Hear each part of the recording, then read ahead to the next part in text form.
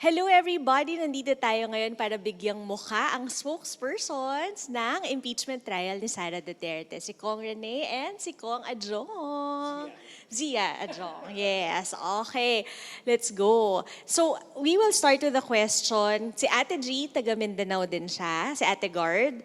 And she would like to ask a question kay Kong Zia.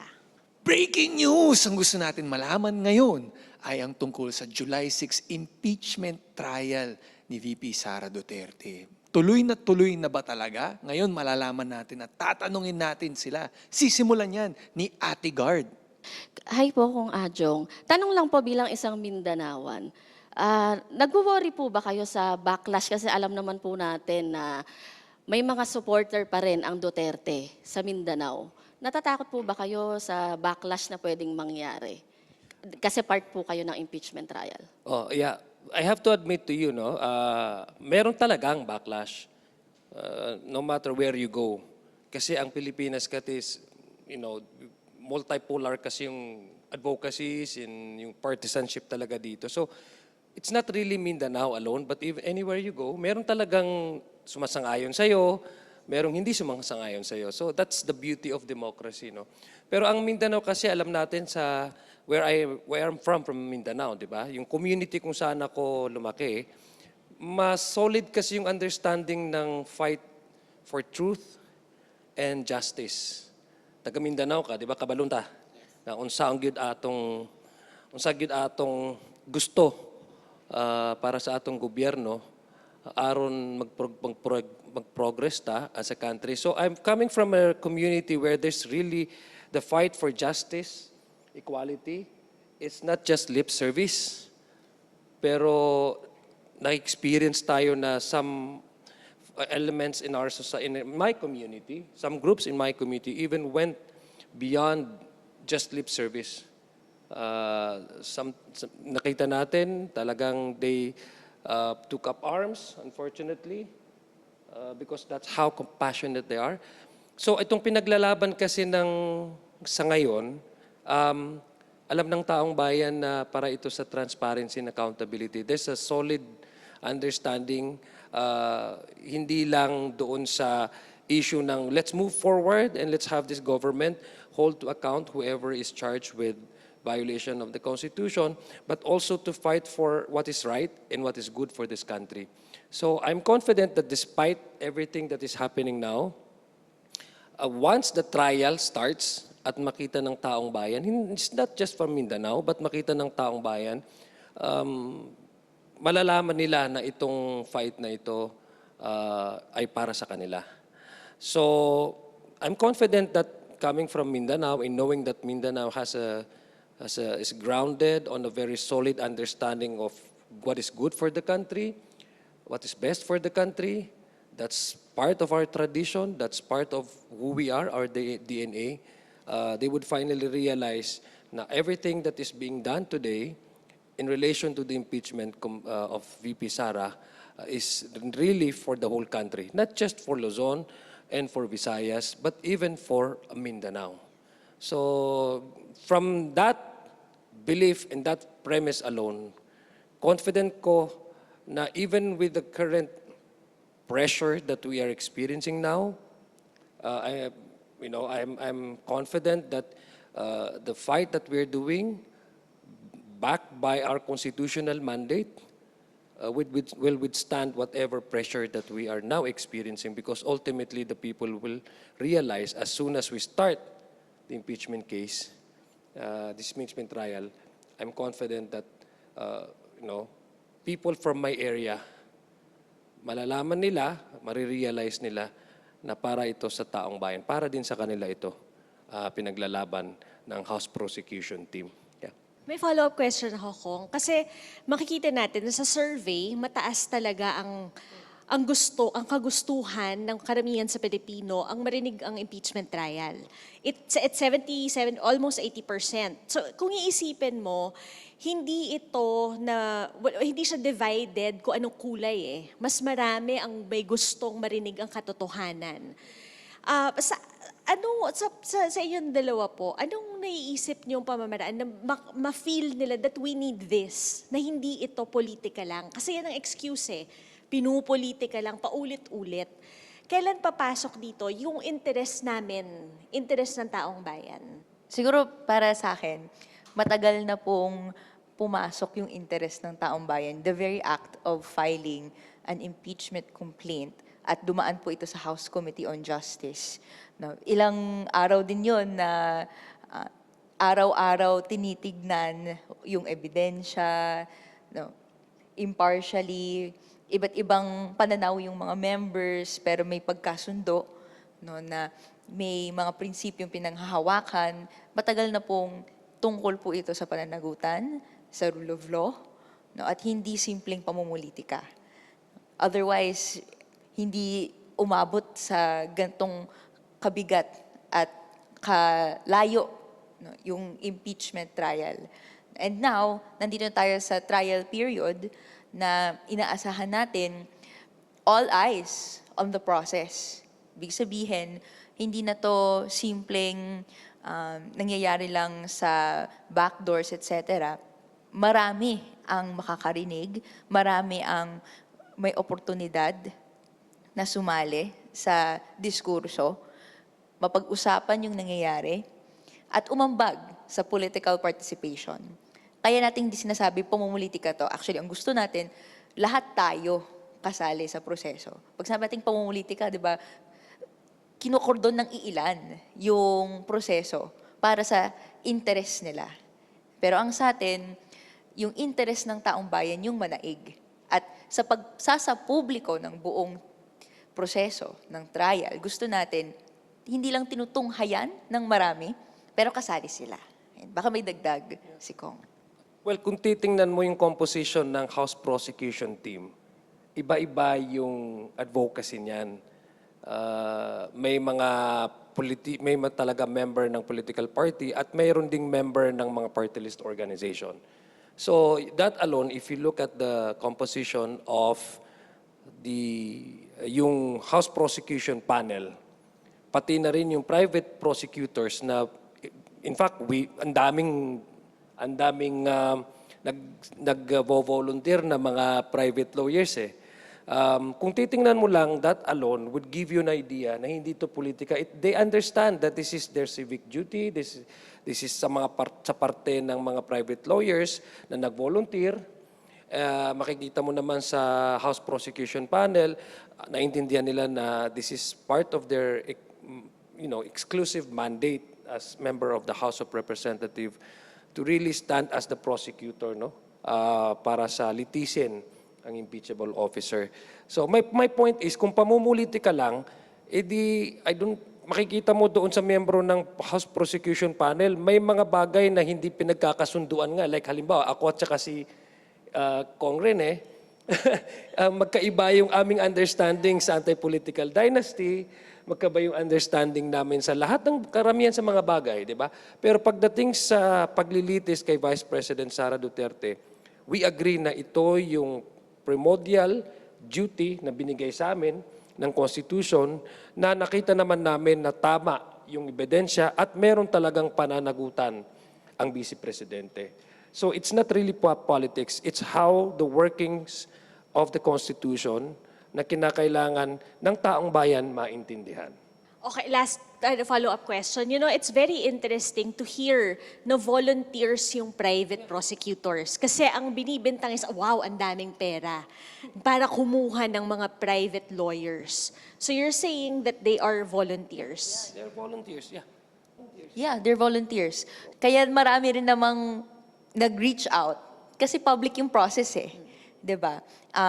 May mga legal luminaries tayo na tinitignan yung nangyayari, and yung tendency na every little step may punta sa Supreme Court, may effect yan sa legal luminaries na, okay, may constitution, may laws, and kailangan hindi mag-sway against yung ating public officials kung ano yung nakalatag doon. So, we're heartened na napakadami ng volunteers. And kaya, as you notice, no, as the process goes on, marami tayong ina-announce ng mga new members ng private prosecution panel kasi hanggang ngayon we're receiving no yung ganong kinds of applications and gusto natin no kung they volunteer their services, di go. Sama kayo, di ba? Ganon. At saka ang pinakapunto naman talaga dito meron talagang rason para pakinggan yung ebidensya at gumana yung proseso according to the Constitution sa ating saligang batas. Hayaan natin yung prosesong gumalaw at mapakinggan ng taong bayan kung ano yung mga ebidensya at kaso na ilalatag dyan. The House Prosecution Team does not have the privilege to impose upon the Senate kung guilty ba siya or innocent. Ang sinasabi lang namin, meron talagang rason para to hold the Vice President and have her answer all this allegation. Yun naman sinasabi ng House Prosecution Team na bigyan natin ng pagkakataon ng ating taong bayan na marinig, madinggin at makita nila yung ebidensya dahil meron talagang ebidensya at rason ang Vice President na kailangan litisin at to hold her to account. And we also allow, this is the most democratic and most, I think, legitimate way to discuss about this allegation in this case para mabigyan din siya ng pagkakataon na depensahan ang kanyang sarili. Pero Kongs, ilang araw na lang, July 6 na, impeachment na. How ready are you as spokespersons and also Ready na nga si si Kong Rene sa suit niya and also ibang kulay naman po. But also, are you expecting any delays? At tuloy na ba na talagang magiging forthwith na? Ewan ko, pero iba na po yata meaning ng forthwith eh. Pero para sa inyo po, are you expecting delays at tuloy na hindi na ba? Well, we won't really predict what would happen. Pero base po dun sa flow ng pre-trial conference, yung takbo ng pag-uusap ngayon, pati na rin nakita natin ang Senado mismo, si Senate President Gatchalian, pumunta na siya doon sa plenary para i-check yung security. Nagkakaroon na rin sila ng, yung logistic na preparation ng Senado.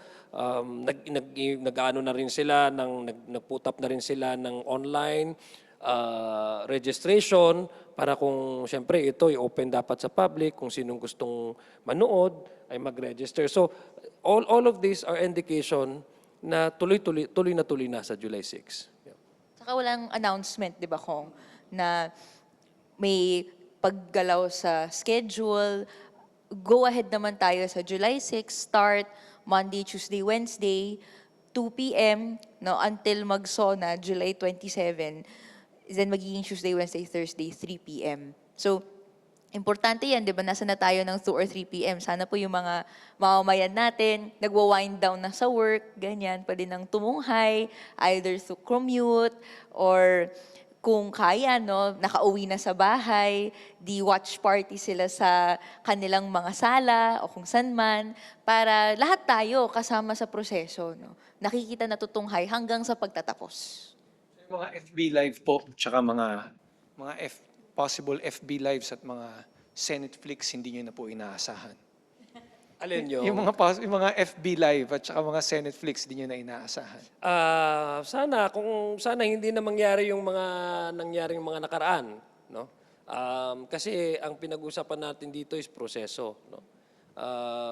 Pero you will expect na meron talagang mga may mga revelation diyan sa trial mismo, dahil sa House Prosecution Team meron talaga kaming ilalabas Big guns. ilalabas na para makita ng taong bayan. Pero ito ay base doon sa ebidensyang nakalap namin. So hindi ito magiging, we can assure you is kung ano man yung ilalabas ng House Prosecution Team ay hindi yan fake news. Talagang solid yan na ebidensya o testimonya. And siguro naman po yung ating mga senator judges, busy na sila sa pagtatanong ng mga witnesses at yung pagsubaybay at pag-participate sa impeachment court talaga para mag-live if ever. Nonetheless, no, tayo, merong mga official live streams. Yung House, yung Senate, I'm sure the media will be very active sa pag-cover nito. Yung missing piece na lang or yung inaasahan natin sa kada hakbang natin andyan, paano tayo kasama. I think dapat sa bawat development, sana mag-respond tayo, hindi lang sa social media, no, pero sa mga kasama natin sa bahay or mga kapitbahay natin, pag-usapan natin yung issue. Maari din, ito yung best way para maiwasan yung disinformation. Kasi diba, nakatunghay tayo. No, hindi po pwedeng sabihin na may gantong interpretation or may gantong nangyari kung nanonood tayo. Nabanggit niyo po kanina, no, when it comes to dumaan tayo sa due process, no, na bigyan ng pagkakataon in the House of Representatives hearing, Committee on Justice, si VP Sara na umattend at sagutin yung mga allegation, but we know na hindi talaga siya umattend in all of those hearings. So, ang pinapakalat or ang lumalabas ngayon sa media and even with her supporters and even in some of her official statements is wala daw pong ebidensya ang prosecution laban sa kanya. So ano po yung parang masasabi nyo dito, no, yung ganong claim niya on that impeachment trial related? Hindi po totoo na walang ebidensya. Meron tayong ilang buwan na sinalang yung ebidensya sa House Committee on Justice and preliminary pa yon. Yung mismong pagsalang niya, mangyayari pa lang sa trial proper. At kami mismo, tayo mismo, nakabasa ng ebidensya. No, tayo nakakita ng acknowledgement receipts, ang nakalagay na recipient, sila Mary Grace Piatos, pero tinatanong natin kung asan sila.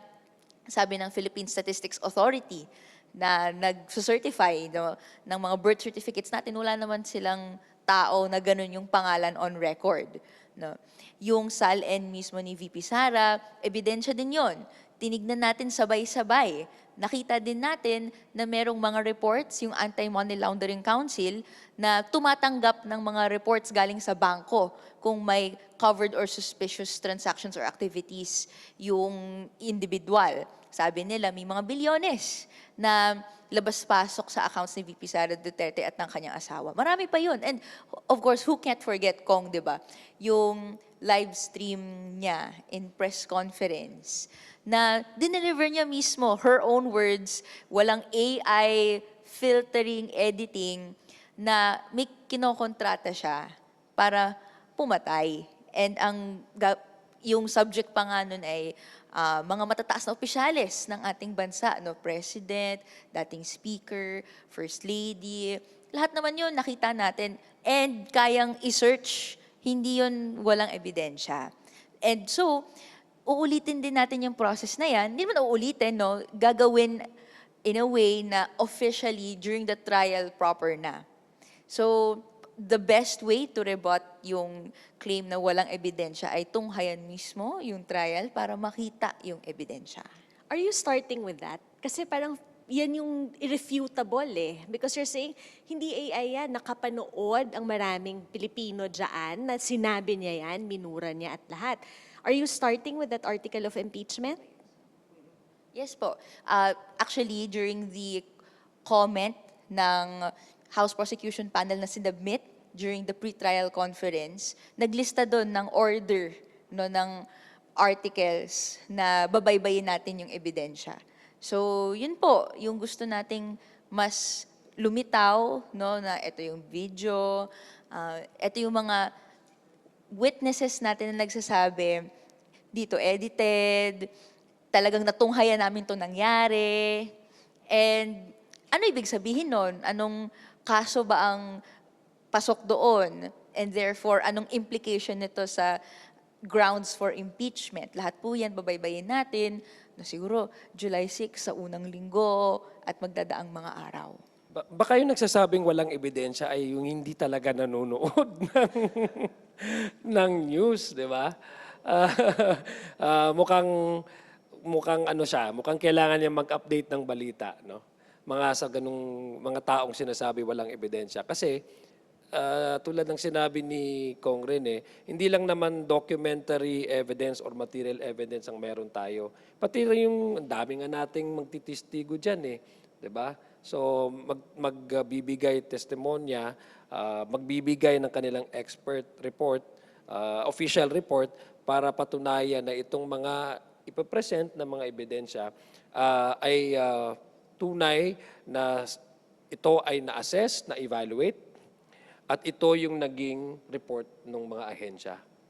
Tulad halimbawa ng sinabi ni Kong Rene, no? Isa na rin dyan ng COA. Dahil lumabas na rin yung pag-flag nila, yung notice of disallowance, hindi pa nga tayo nag-uumpisa dito sa impeachment na to, sinasabi na ng COA, uy, ibalik nyo yung pera. Di ba? Mali yung paggamit nyo dyan, di ba? Pero ang gusto nating makitang ebidensya is si Mary Grace Piatos. Kung lalabas ba talaga siya, di ba? At sinong maglalabas, kayo ba or sila? Ay, abangan natin, di ba? Hinihintay ng taong bayan. Kong Rene and Kong Zia, yung na-mention nyo yung threats. Ang depensa ni VP Sara, freedom of expression lang daw ito. Diba? Like what you said, we live in a democracy, freedom of expression. What can you say about that? Ako una, pag sinabi mo kasing freedom of expression, opinion ng isang mamamayan, di ba? Pwede mo naman sabihin ng opinion mo, di ba? That's saklaw yun ng freedom of expression. Mag-guaranteed yun na right na dahil demokrasya tayo, ini-encourage natin yung diverse opinion. Halimbawa, pag sinabi kong hindi ako sang-ayon sa mga polisiya ng gobyerno, halimbawa, no? Palagay ko, mas maganda kung ganito. You can say that at any given time, anywhere, di ba? In any event, kasi karapatan mo yan. You're part of the continuing national discourse. That's your freedom of expression. Pero tanggap yon ng taong bayan, yung ganong opinion. Ang tanong ko, kailan ba naging katanggap-tanggap ang pagbabanta? Di ba? Very clear naman yon, magkaiba ang opinion sa pagbabanta. Ang ginawa ng Vice President for all of us to see, nung nagpatawag ata siya ng press con, di ba? May mga media doon. Ang sabi niya is mayroon siyang nakausap na assassin. Tapos kung meron daw hindi kanais-nais na mangyari, patayin diretso. Patayin ang presidente, ang nakaupong ginang at ang dating speaker, at pumayag daw yung nakausap niya, kung sino man yon. So ibig sabihin, meron ng understanding. Di ba? At saka may follow-up na no joke. Yes, at Oo. saka sinabi niya, no Meeting joke. of the minds na nga eh. So hindi yun opinion. 'Di ba? Hindi yun opinion. At hindi rin, sabi nga, hindi rin joke. So hindi siya, palagay ko, and si Kong Rene, being a lawyer, she would elaborate further kung ano yung mga saklaw ng freedom of expression. Mukha sa akin, palagay, magkaiba yung opinion at yung pagbabanta.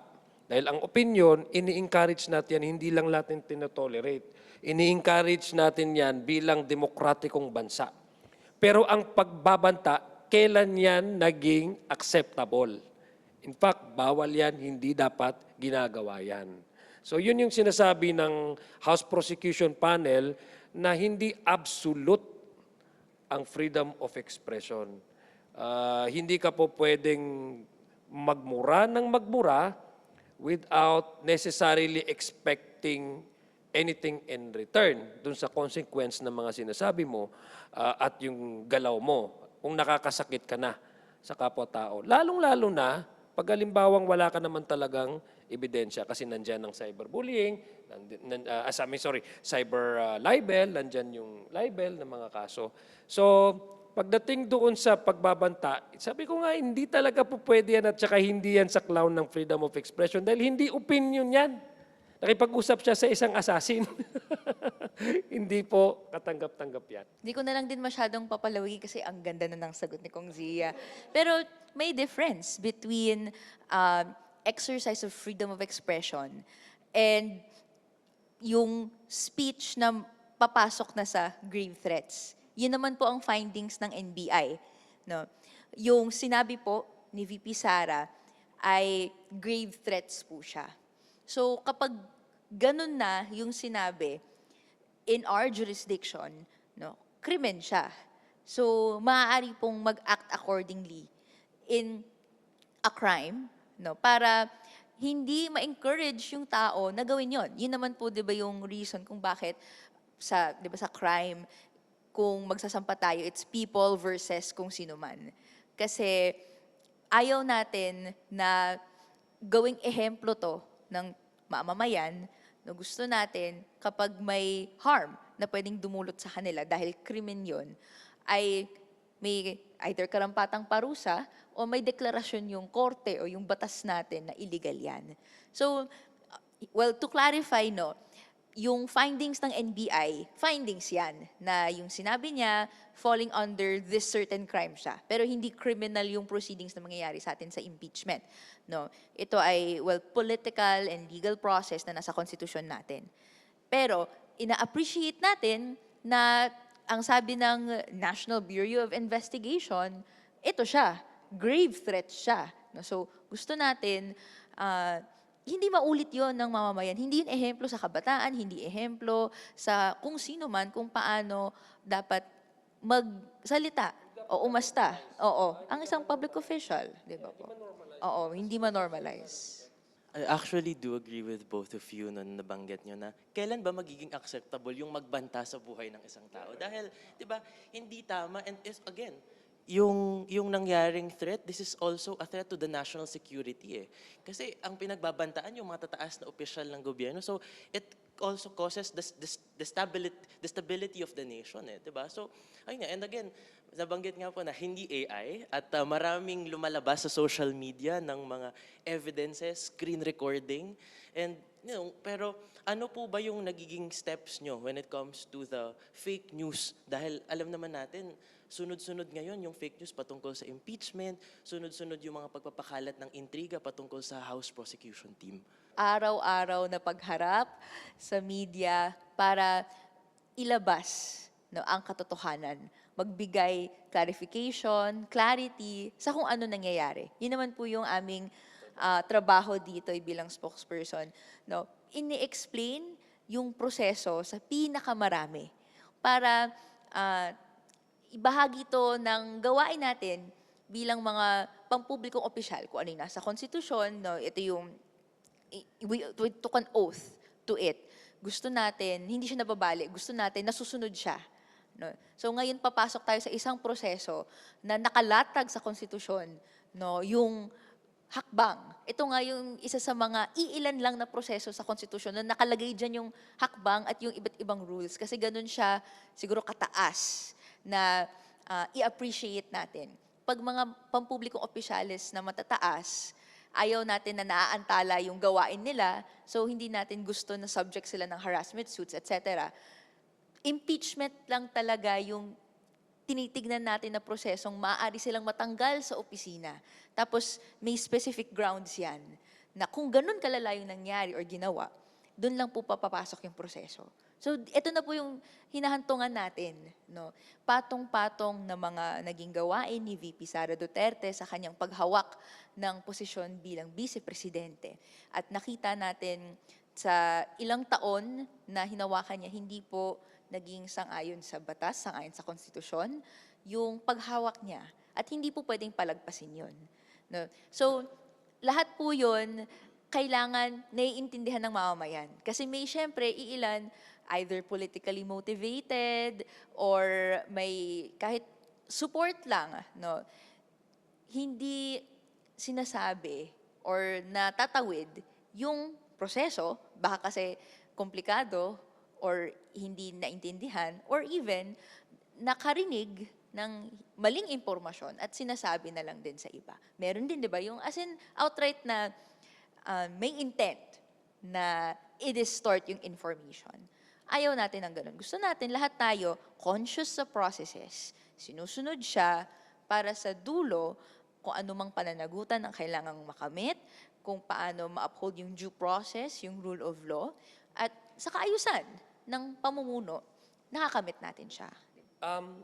Apart from yung trabaho namin, ito first time to maraming spokespersons, di ba?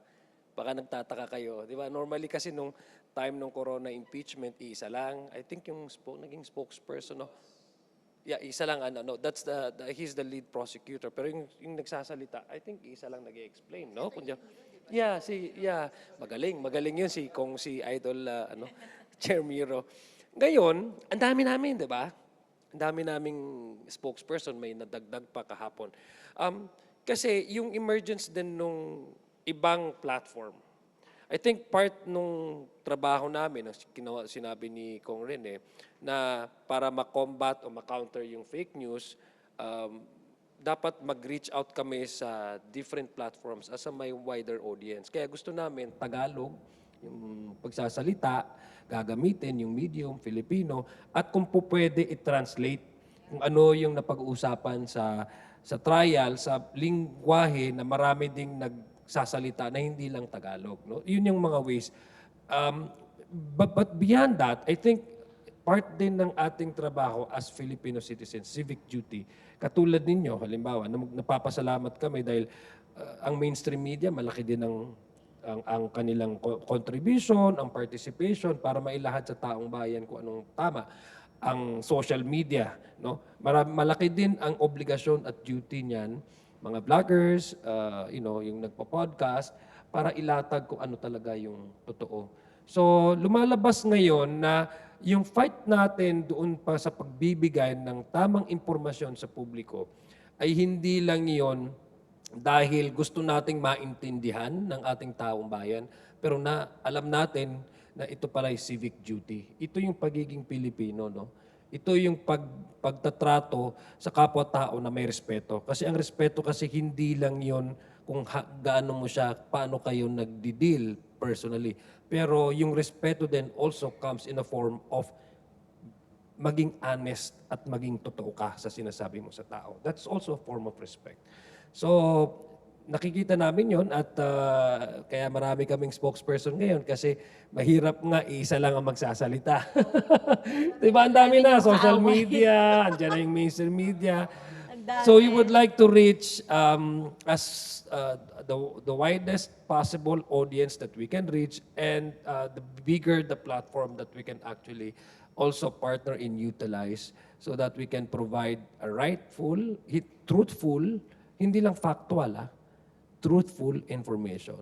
Dahil social media, maraming bubbles yan eh. So, dahil may bubbles na nagagawa yung algorithms natin, alam to ng mga kabataan, no, bilang mga tayo terminally online, mga kung ano-anong bubbles ng pinasukan natin, mahirap mag-breakthrough no, kung hindi ka inside that bubble. And ang hindi natin gusto is may mga bubbles dyan, disinformation bubbles na talaga, conspiracy theory bubbles na sila. No? So, paano tayo tatagos doon? So, aside from, syempre, through traditional means, thankful tayo, as sinabi nga ni Kong Zia, sa ginagawa araw-araw ng mga journalists natin.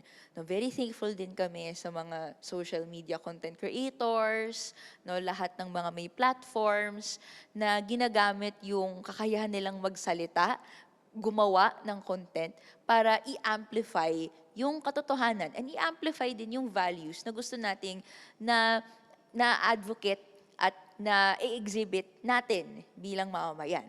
Diba? Which is that, no, yung paano ba tayo nag-i-ensure na may pananagutan, paano ba tayo nag-i-ensure na yung proseso nagagawa, hindi tayo nagmamadali, 'di ba? Hindi tayo nagso-shortcut, hindi tayo kung ano-anong gagawin para makuha lang yung gusto natin. No, may proseso, daanan natin sila. No, kung may mali, i-call out natin. Huwag tayong magpaka-silent lang dahil takot tayo sa kung sino mang nasa tuktok na may sinasabing pagbabanta, 'di ba?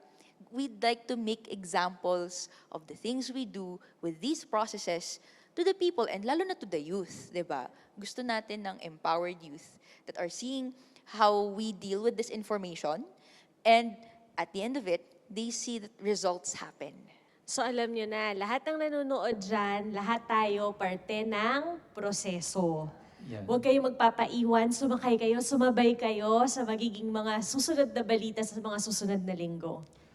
Kong, you mentioned a while ago, di ba, social media. For us in social media, weeks and months na namin nakikita na sobrang dami talagang malalang fake news and disinformation regarding the impeachment trial. And it is very clear na no trial ang gusto nilang mangyari. Nandun din yan sa manifestation ni VP Sara. So you're, as spokespersons, you're up against fake news, paninira na walang tigil, propaganda, na no trial ang ending. So what can you say about it? Wala pong constitutional legal basis yung no trial position. And I'd go as far as to say, di ba, sinabi nyo, in-enumerate mo yung what we're up against, may disinformation, may paninira. May bahagi din doon yung distortion of the process. Kasi clear, kung babasahin nyo po yung Constitution, and I think we do that, bahagi siya ng curriculum natin, na kapag sasalang na sa trial proper, or rather na transmit na ang articles to the Senate, ang next step ay i-convene yung court and proceed with the trial forthwith. No? Hindi po optional yung trial na pwedeng pagbotohan natin yan, or what if i-entertain natin yung notion of dismissal and wag na lang mag-trial, 'di ba? Hindi siya bahagi ng proseso. So yun din yung isang thing we're up against.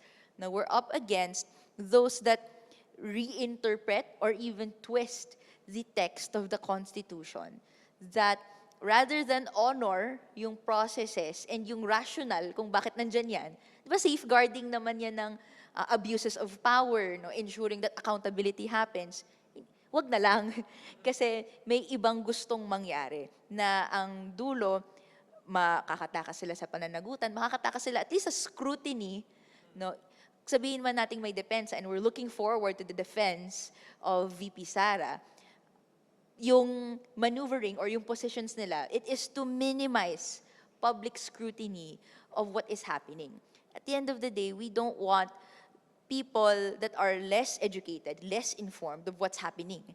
We want the people to have the greatest information available as to accountability, how to end corruption, and how do we become part of processes. Ako, I'm not so much concerned about the Senate dismissing the case outright. Confident ako sa Senado na tatalakayin nila yung kaso na ipapresenta ng prosecution. I'm more concerned with this type of narrative, the effects of this in the long term. Kasi pag sinabi mong, wag na natin ano yan, walang ebidensya, wag na nating bigyan ng pagkakataon yan na pag-usapan sa Senado. That reinforces the culture of impunity. Yun ang ayaw nating mangyari. Yun ang ayaw nating effect doon sa mga nagsasalita. No, let's have it dismissed. No? Kasi, well, we don't feel like explaining to the people. Ganun di ba? Ganun yung effect nun Na, no matter how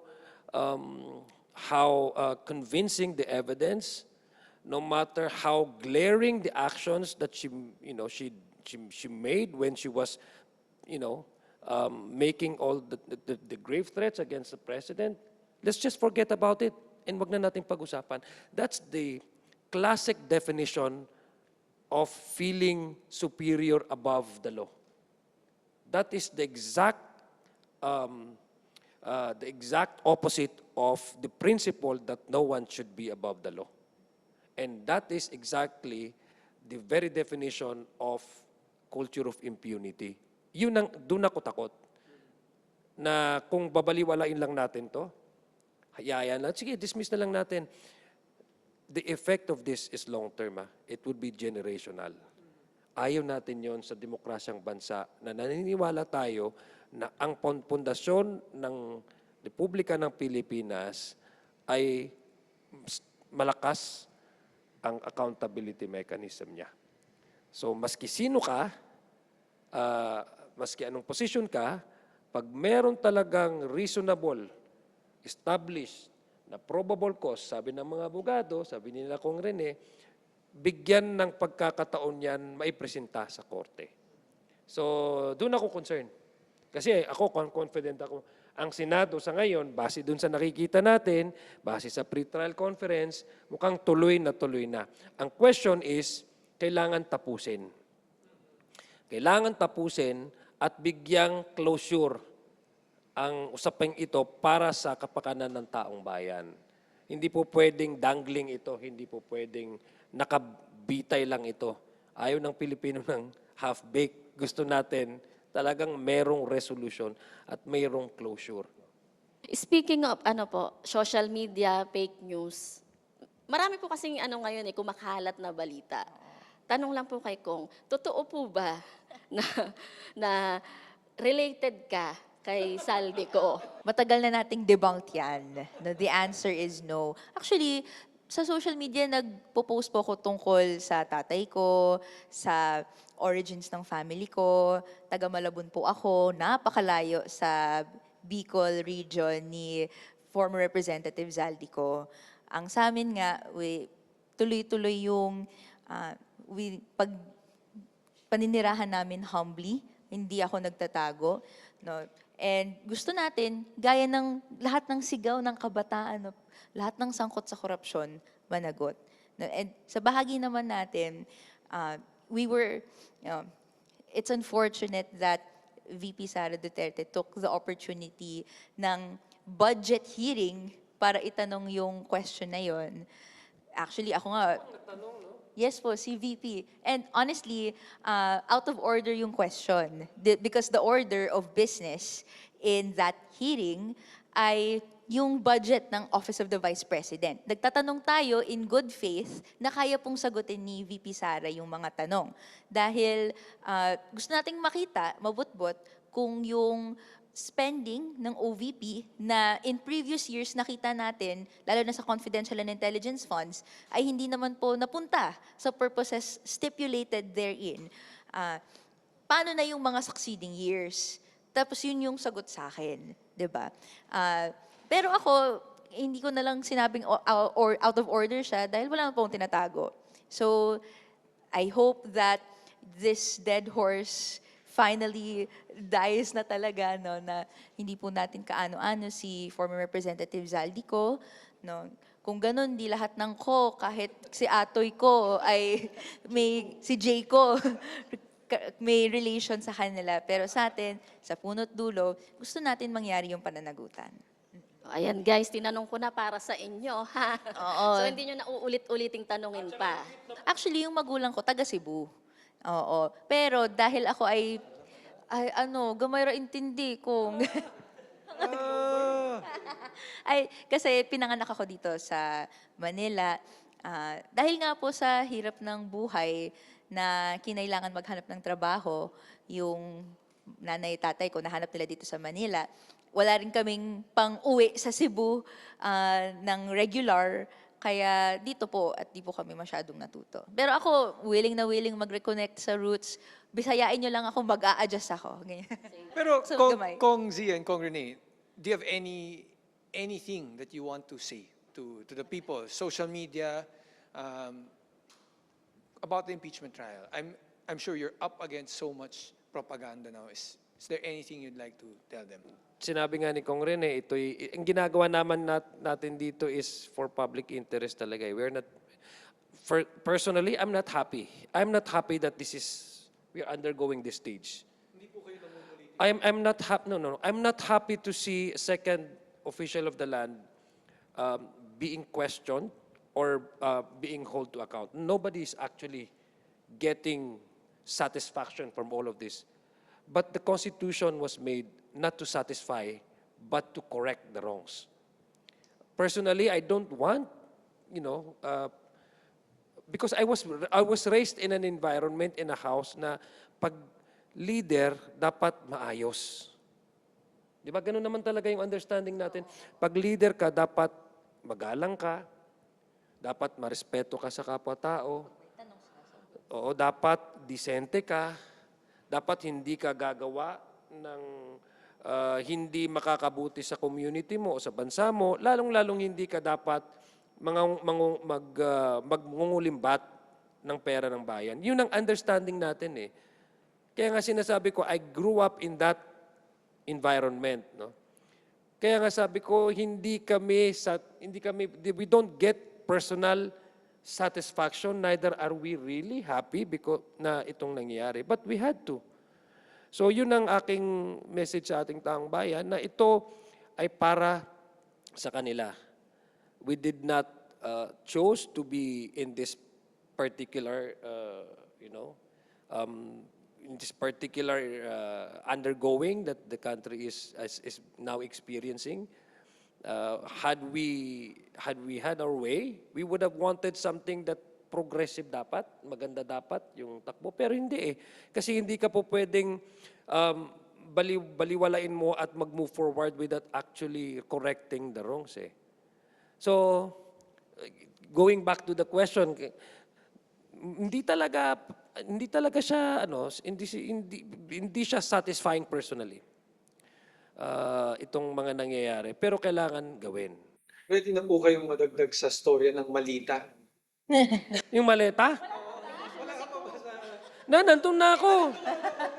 Nandun, dinagdag na nga ako dun eh. Oo, dinagdag na ako dun eh. Kaya nga sabi ko, nag-file na ako ng cyber libel. Oo. Nag-file ako dun sa Marawi kasi una, matagal kasing lumabas yan eh. Pero gusto ko kasing pag-usapan ito kung saan area yung community na nag-elect sa akin sa opisina. Deserve nila malaman. Ano talaga ang totoo? At para pagbigyan ko na rin ng pagkakataon itong mga sabi well, baka yung iba sa kanila nakabisita na eh. Kasi dagsaan naman talagang Marawi. Magandang climate namin sa Marawi, parang Baguio. But anyway, bigyan ng pagkakataon itong, sabi kasi ng AFP, wag silang tawaging Marines eh, di ba? So, I don't know, delivery man, sabi nila. Para mapagyan sila ng pagkakataon na ipresenta nila kung meron talaga silang ebidensya sa akin. So, ang akin lang kay bakit sa Marawi ko final, kasi I think my district and my constituency deserve to know the truth. And I want to prove to them na ang hinalal nila na representante ay hindi crook, na hindi hoodlum, na hindi tarantado. At para kasi sila yung nag-elect sa akin, so I think they deserve to know the truth. So para mapagbigyan din natin itong mga accusers ko. Pero nakakatawa kasi napunta ako doon. Ang sabi kasi doon sa sa testimonya nila, sa affidavit nila, parang nakatanggap ata ako in 2023. Eh, na-elect ako ng 2022, nag-assume ako ng July 30. June 30. Pero I was elected congressman, pero yung assumption ko talaga is immediately after the SONA. So, kung titingnan mo yung timeline, I was practically a nobody. Kasi nung time na yun, yung fight ako, so alam mo yung nangangapa pa, hindi mo pa alam talaga kung ano yung takbo ng isang organisasyon. Normal naman yun, di ba? Pagbaguhan ka sa isang organisasyon. Siyempre, ano pa laman yun, yung stage na, di ba, yung parang knowing each other. So, ang tanong ko, bakit ako bibigyan ng ganong klaseng hal? Anong na-prove ko pa? Di ba? Anong utang na loob sa akin ni Saldi?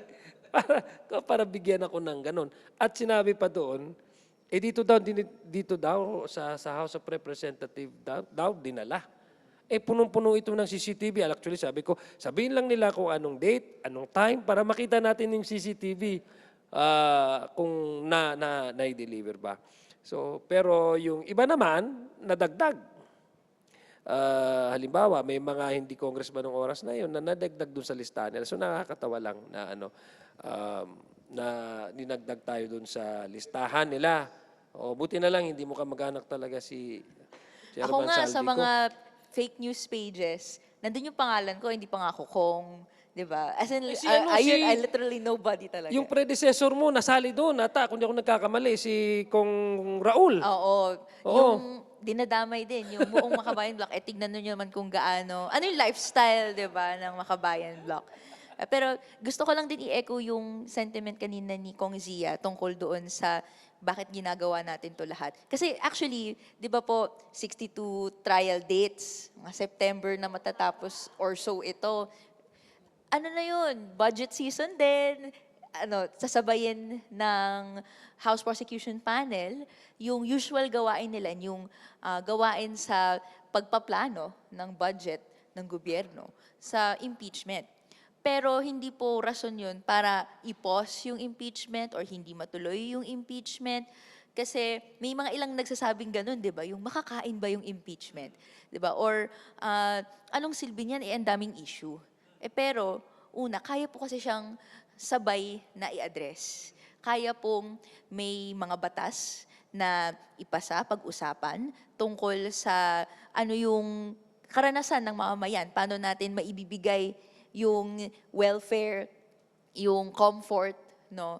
Habang ine-ensure na yung mga nakikita nating mga prosesong nagiging mali o hindi na itatawid sa kung anong dapat na pupuntahan, i-call out siya, no? I-explain kung anong dapat at i-enforce yung mga proseso para makuha yung dapat, no? Which is yung budget ng taong bayan dapat napupunta sa benepisyo natin, hindi sa nakikita nating unexplained wealth or hindi maisagot kung saan napuntang confidential intelligence funds. At the end of the day, yun naman po yung interest namin. No? Sa punot dulo nito, Mukhang ang dami tuloy-tuloy. mong tanong next na budget cycle. Oo, di ba? Dami mo tatanong. Dami ng mga tanong nito. Tatanong ko ulit yung OVP. Tatanong ulit sa akin yun. Pero yun po, no, sana po matapos yung proseso, no, sa naaayon sa pananagutan, no, and syempre na lahat tayo kasama sa proseso. I do actually agree, no, yung nabanggit nyo, yung trabaho ng legislative branch or yung House of Representatives. It is not just accountability and transparency. Kaya nyo mag-multitask na accountability, transparency, while pinapanalo yung interes at pangangailangan ng taong bayan. No?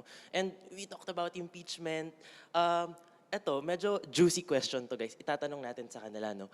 Kung makakaharap nyo ngayon si VP Sara, ano yung isang question na gusto nyong sagutin niya ng direkta?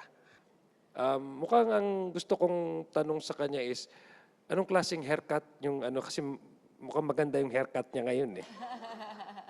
To be honest with you, mukhang bagay sa kanya. Ganyan ba yung haircut niya? Or ano, bob cut, gano'n. Siguro ako na lang, ako nga, nakausap ko na siya eh. Nagtanong na siya sa akin, sinagot ko naman. Pero siguro, if I had the opportunity na mabalik yung opportunity, which I did, nagtanong ako sa kanya during the budget deliberations. Pero ano yun, di ba? Parang setting of the budget season. Ako gusto ko malaman kung saan napunta yung confidential and intelligence funds. I just like to see kung ano po yung kanyang sagot doon. No? Because may bahagi doon para sa Department of Education, di ba po? So, dapat budget siya na pumunta sa mga kabataan, estudyante, whether pang classroom or pang syllabus or anumang services, mental health, lahat yan. Bakit sa confidential intelligence funds? At saan siya napunta? Well, either way, even if I don't have that opportunity, the impeachment trial will be the stage kung saan po pwede itanong at makuha yung sagot doon sa tanong na yon. So, maraming salamat sa inyong dalawa. And thank you. Salamat sa pagsama sa amin. You know, itong proseso na to ay para sa ating lahat. Hindi ito panggisa lang kay Sara Duterte, pero ito ay pagbibigay din ng pagkakataon kay Sara Duterte na linisin ang sarili niya. Everybody is innocent until proven guilty or be impeached, di ba? Pero sana bigyan natin ng mas malawak na pag-iintindi kung para saan ito. Hindi ito personal, galit ni Kong Sia at ni Kong Rene or nating lahat sa kay Sara Duterte. Ito ay gusto natin ng accountability, transparency para sa susunod na mga henerasyon. Kailangan natin hindi maging excuse ang sinasabi nilang pamumulitika para tanggalin ang accountability at transparency sa ating lahat. So thank you very much. Thank you very much po Thank you sa very inyo. much. Ingat po.